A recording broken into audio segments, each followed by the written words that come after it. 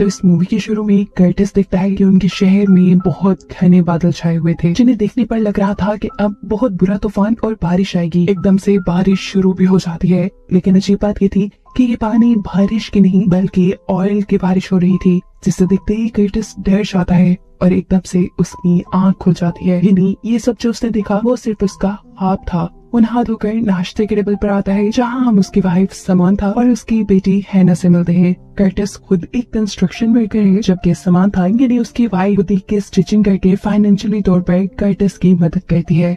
ये लोग हर वीक में 3 दिन हैना के स्कूल जाते हैं, क्योंकि हैना बोल नहीं सकती और उसके साथ बातें करने के लिए इन्हें साइन लैंग्वेज सीखनी थी। ये लोग उसका इलाज भी करवा रहे थे, इसीलिए इन्हें पैसों की तंगी भी थी। साथ ही साथ समांथा एक वेकेशन प्लान भी कर रही थी, जिसके लिए उसने खुद काम कर करके बहुत पैसे जोड़ लिए थे। दिखाया जाता है कि कर्टिस ने अपने घर बहुत सारा बेकार सामान रखा हुआ था, क्योंकि उसे लगता है कि उनके शहर में एक बहुत बड़ी तबाही आने वाली है, इसीलिए वो शेल्टर बनाना चाहता है। अपनी इसी उटपटांग के सामान को वो अभी ठिकाने ही लगा रहा था कि अचानक आसमान में दोबारा काले बादल छा जाते हैं। वहाँ सुनामी आ जाता है। आसमान में कड़कती हुई बिजली एकदम से जमीन से टकराती है, जिसकी वजह से कर्टिस का डॉग डरकर भौंकने लग जाता है और फिर अपनी रस्सी तुड़वा कर वो कर्टिस को काट भी लेता है। उसके काटते ही कर्टिस जाग गया और इससे हमें मालूम हुआ कि ये भी कर्टिस का ख्वाब ही था। लेकिन हैरान कर देने वाली बात ये थी कि उसके ख्वाब में जहाँ डॉग ने उसे काटा था, वहीं बाजू में उसे अब भी दर्द हो रहा था। इसी के बारे में सोचते हुए वो अपनी मीटिंग में भी ध्यान नहीं दे रहा था,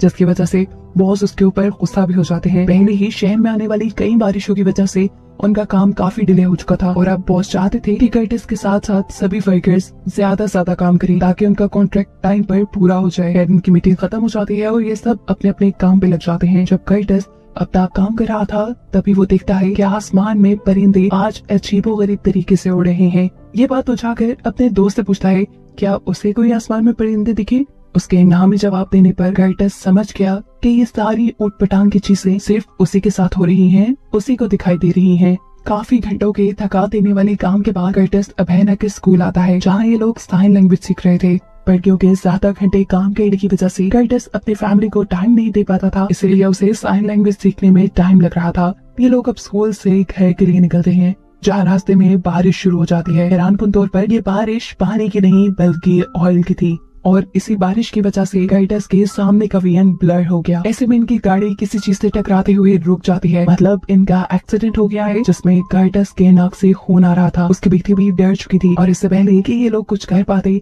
एकदम से कोई कर्टिस की गाड़ी का शीशा तोड़ता है और विंडो में से उसकी बेटी को निकाल कर ले जाता है। कर्टिस उसे बचाने की कोशिश ही करता रहा, लेकिन वो आदमी उसकी बेटी को ले गया। एकदम से दोबारा उसकी आंख खुली और हमें पता चला कि ये भी सिर्फ कर्टिस का ख्वाब ही था। इस मर्तबा तो वो अपने ख्वाबों से खुद भी परेशान हो चुका था, काफी बीमार भी लग रहा था, इसीलिए समांथा उसे देखकर परेशान हो जाती है। लेकिन कर्टिस कहता है, तुम परेशान ना हो सकता है मुझे नॉर्मल बुखार हो रहा हो, तो मैं इस टाइम हैना को लेकर स्कूल जाना चाहिए। उसकी बातें सुनकर समांथा चली जाती है। उसके जाते ही कर्टिस काम पे लग गया। उसने सबसे पहले डॉग के घर के बाहर फेंस बनाई, क्योंकि उसने ख्वाब में देखा था कि इसी डॉग ने उसे नुकसान पहुंचाया। जिसके बाद जब वो अपनी ऊटपटांग की चीजें ठिकाने लगा रहा था, तभी उसे करीब बेसमेंट का दरवाजा नजर आता है, जिसे खोल गए।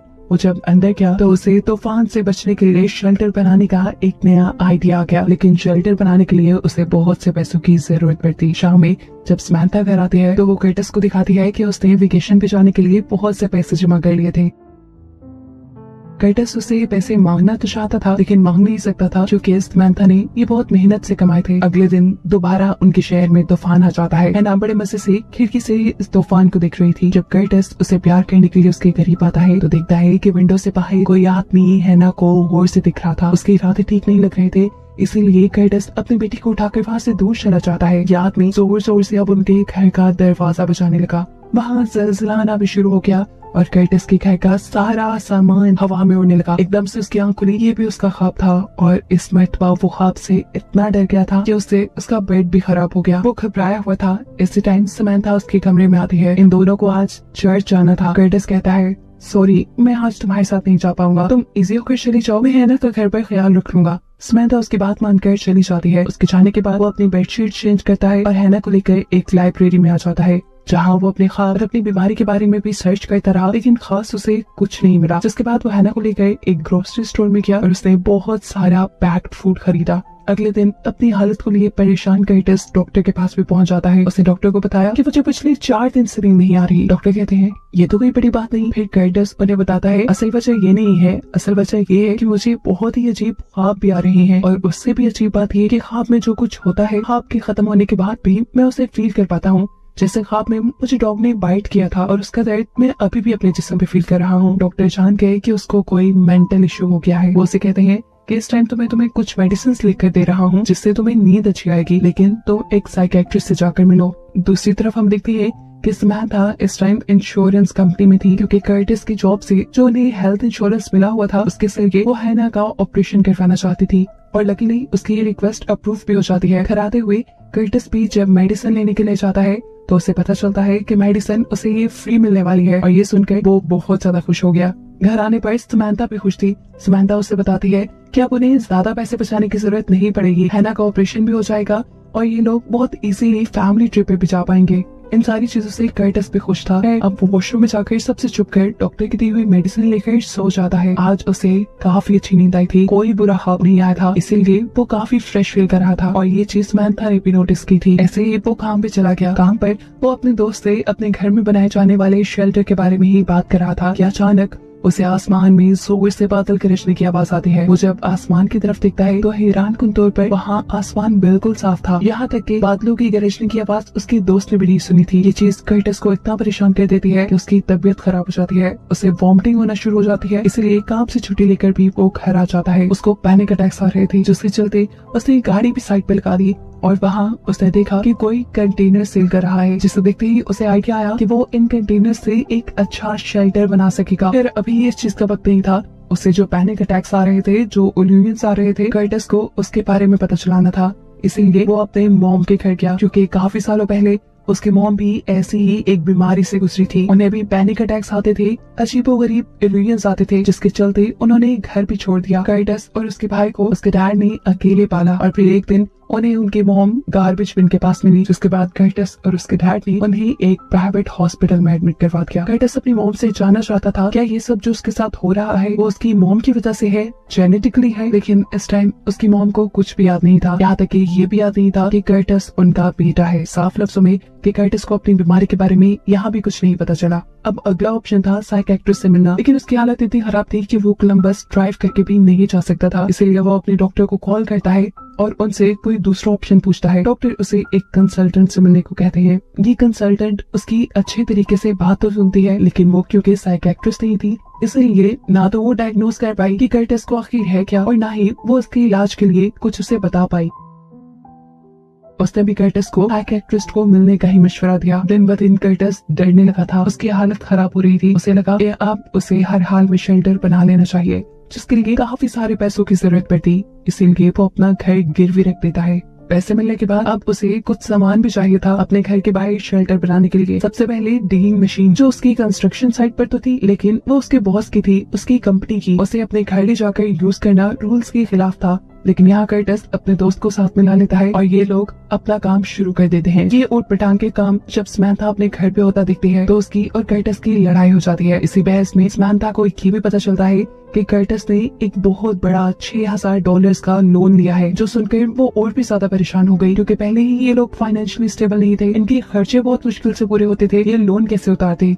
टेंशन से समंथा की हालत बुरी हो जाती है और कर्टिस उसे अकेला छोड़ के बाहर चला जाता है, क्योंकि उसकी भी हालत अजीब हो रही थी। वॉशरूम में जाकर वो डॉक्टर की दी हुई मेडिसिन लेता है, रूटीन से कुछ ज्यादा डोज में, लेकिन आज ये मेडिसिन भी कोई काम नहीं करती। उसे दोबारा एक डरावना ख्वाब आता है, जिसे देखते हुए वो चीखें मारने लगा था। समंथा ये नोटिस करके उठ जाती है और जब वो कर्टिस को हिलाती है तो उसके नाक और कान से खून आ रहा था। ये देखकर वो डर गई। उसने जल्दी से एम्बुलेंस को कॉल की, लेकिन कर्टिस ने अपने आप को पैरामेडिक टीम से चेक ही नहीं करवाया, क्योंकि उसे लग रहा था कि ये सब बिल्कुल नॉर्मल है। उनके जाने के बाद कर्टिस ने फील किया कि समंथा उसकी वजह से बहुत परेशान है, इसलिए आज वो समंथा से कुछ नहीं छुपाता, उसे सब बता देता है। उसकी मेंटल कंडीशन, उसे आने वाले ख्वाब, पैनिक अटैक्स, हर एक चीज जो उसके साथ हो रही थी। उसकी हालत का सुनकर समंथा भी परेशान हो गई। वो उसे कहती है तुम परेशान मत हो, सब ठीक हो जाएगा, हम साइकियाट्रिस्ट के पास जाएंगे और तुम पहले जैसे हो जाओगे। कर्टिस अगले दिन अपने बॉस के पास जाता है और अपने ही दोस्त को अपनी टीम से दूसरी टीम में शिफ्ट करने का कहता है, क्योंकि लास्ट नाइट जो उसने ख्वाब देखा था उसमें उसने देखा था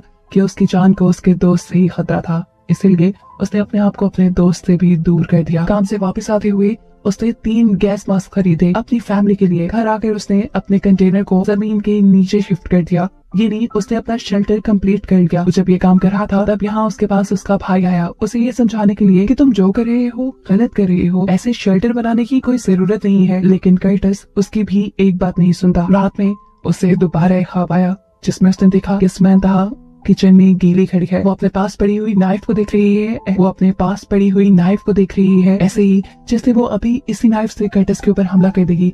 लेकिन कर्टिस उसे इशारे में मना करता है और अचानक उसकी आंख खुल जाती है। इस ख्वाब से वो और भी ज्यादा डर गया और जब सुबह समंथा ब्रेकफास्ट के टाइम उसे टच करने लगी तो कर्टिस ने उसे भी अपने आप से दूर कर दिया। समंथा उसे बताती है कि भाई तुमसे तुम्हारे बॉस मिलने के लिए आए हैं। उसके बॉस उसके लिए एक बुरी खबर लाए थे। जो चीजें उसने इलीगली अपनी कंपनी की इस्तेमाल की थी अपना शेल्टर बनाने के लिए, उसकी इस हरकत की वजह से उसे जॉब से निकाल दिया गया था। अब उसके पास सिर्फ 2 हफ्तों के लिए हेल्थ इंश्योरेंस थी जिसमें वो अपनी बेटी का इलाज करवा सकता था। कर्टिस अपने बॉस को बहुत समझाने की कोशिश करता है कि ये सब करना उसकी मजबूरी था, लेकिन बॉस उसकी एक बात नहीं सुनते और यहाँ से चले जाते हैं। ये बुरी खबर समंथा को भी पागल कर देती है क्योंकि पहले ही वो लोग अपने खर्चे अफोर्ड नहीं कर पा रहे, ऊपर से कर्टिस ने लोन भी ले लिया था और अब जॉब भी नहीं रही थी। इन सभी चीजों के बारे में सोचते हुए वो गुस्से में कर्टिस को थप्पड़ मारकर हैना को यहाँ से ले जाती है।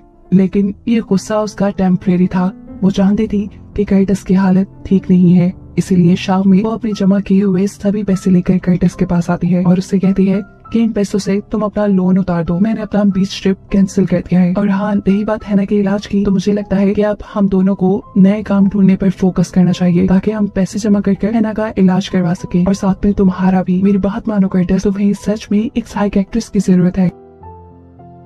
कर्टिस इस टाइम उसकी हाँ में हाँ मिला देता है, जिसके बाद वो और समंथा हैना के स्कूल डिनर के लिए निकल जाते हैं। इस स्कूल डिनर में कर्टिस का वो दोस्त भी आया हुआ था जिसने शेल्टर बनाने में उसकी मदद की थी। वो कर्टिस को देखकर गुस्से से पागल हो जाता है क्योंकि कर्टिस की वजह से उसकी भी जॉब चली गई थी। वो यहाँ सब लोगों के सामने कर्टिस से बदतमीजी करता है और सब लोगों को बता देता है कि कर्टिस ही है जिसने उसे इलीगल काम करने का बोला। वो कर्टिस की मेंटल कंडीशन के बारे में नहीं जानता था, इसलिए उसे ज्यादा गुस्सा इस बात का था कि जब वो कर्टिस का दोस्त था तो उसे लगा कि कर्टिस ने उसे धोखा दिया है। उसको अपनी टीम से निकालकर इन सारी बातों को सुनते हुए कर्टिस भी गुस्से में आ जाता है और खड़े होकर अपना टेबल ही गिरा देता है और जोर जोर से चीख कर सब लोगों को बताता है, तुम सब मुझे पागल समझ रहे हो, ऐसा नहीं है, मैं जो कर रहा हूँ ठीक कर रहा हूँ। यहाँ एक बहुत बुरा तूफान आने वाला है और इसके लिए तुम सब तैयार नहीं हो, सिर्फ मैं तैयारी कर रहा हूँ। ये कहते ही उसने अपना कंट्रोल भी खो दिया। बहुत मुश्किल से समंथा उसे अपने घर ले गई। अगले दिन ऐसा लगा कि जैसे उसकी कही हुई सारी बातें सच होने लगी क्योंकि आसमान में परिंदे आज उसी पैटर्न में उड़ रहे थे जैसे उसके ख्यालों में उड़ते थे। कि देखते हुए उसने देखा कि हैना सड़क के दरमियान में खड़ी है। वो हैना को जाकर बचाता है और अचानक सारे परिंदे उसके इर्द गिर्द उड़ने लग जाते हैं। बहुत मुश्किल से वो हैना को बचाता है। एकदम से यहाँ सायरन भी बजना शुरू हो जाता है। सायरन सुनते ही एकदम से उसकी आंख खुली, मतलब ये भी उसका ख्वाब था। लेकिन एक बात जो इसमें सच थी वो ये कि सायरन असल दुनिया में भी बच रहा था। ये लोग बाहर दिखते हैं, बाहर बहुत ही बुरा तूफान आ रहा था। इस तूफान से बचने के लिए कर्टिस अपनी फैमिली को अपने बनाए हुए शेल्टर में ले जाता है और तीनों को गैस मास्क पहना देता है। ये लोग यहाँ पर सो जाते हैं। सुबह जब इनकी आंख खुली तो इन्हें फील हुआ कि तूफान खत्म हो गया है, लेकिन फिर भी कर्टिस बाहर का दरवाजा खोलने से डर रहा था। वो अपनी वाइफ को चाबी देता है और कहता है तुम दरवाजा खोलो, लेकिन इस टाइम समंथा उसकी बात नहीं मानती और कहती है तुम खुद दरवाजा खोलो और अपने डर का सामना करो। डरते हुए जब कर्टिस शेल्टर का दरवाजा खोलता है तो हैरानकुन तौर पे अब आसमान बिल्कुल साफ था, उनके नेबर्स भी सेफ थे और कुछ लोग यहाँ तूफान से होने वाली तबाही को साफ कर रहे थे। दिन गुजरते हैं और समंथा कर्टिस को साइकियाट्रिस्ट के पास भी ले आती है। उसकी मेंटल कंडीशन को देखते हुए साइकियाट्रिस्ट उसे मशवरा देते हैं कि क्यों ना तुम कुछ दिन अपनी फैमिली से दूर यहाँ हमारे पास एडमिट रहो। ये सुनते ही वो डर गया। वो कभी अपनी फैमिली से दूर नहीं जाना चाहता था, जैसे उसकी मॉम दूर चली गई थी, लेकिन अब ये मजबूरी थी। कुछ दिन की तो बात थी। समंथा उसे समझाती है कि हम तुमसे दूर नहीं होंगे, बस कुछ दिन। लेकिन अभी कर्टिस इन सब चीजों के लिए तैयार नहीं था। समंथा कहता है इससे पहले मैं तुम्हारे साथ बीच ट्रिप पे जाना चाहता हूँ, वही ट्रिप जो समंथा हमेशा से प्लान किया करती थी। ये लोग ट्रिप पे जाते हैं। कर्टिस अपनी फैमिली के साथ अच्छा और यादगार टाइम स्पेंड कर रहा था। तभी हैना उसे इशारा करके दूर समुद्र की तरफ तूफान के होने का बताती है। ये देखकर वो डर जाता है। ये तूफान बिल्कुल वैसा था जो वो अपने ख्वाब में देखा करता था। वो पीछे जब अपनी वाइफ को देखता है तो उसकी वाइफ भी हाँ में सर हिलाते हुए उसे ये बताने की कोशिश करती है कि सब जो उसे दिख रहा है वो हकीकत में हो रहा है। और कहानी के एंड पे ये मिस्ट्री खुल जाती है कि कर्टिस असल में बीमार नहीं था, उसे सच में फ्यूचर दिख रहा था। फ्यूचर में आने वाली तबाही दिख रही थी, जिससे बचने के लिए उसने तैयारी भी कर ली थी। और इसी सब को दिखाते हुए की कहानी यहाँ खत्म हो जाती है।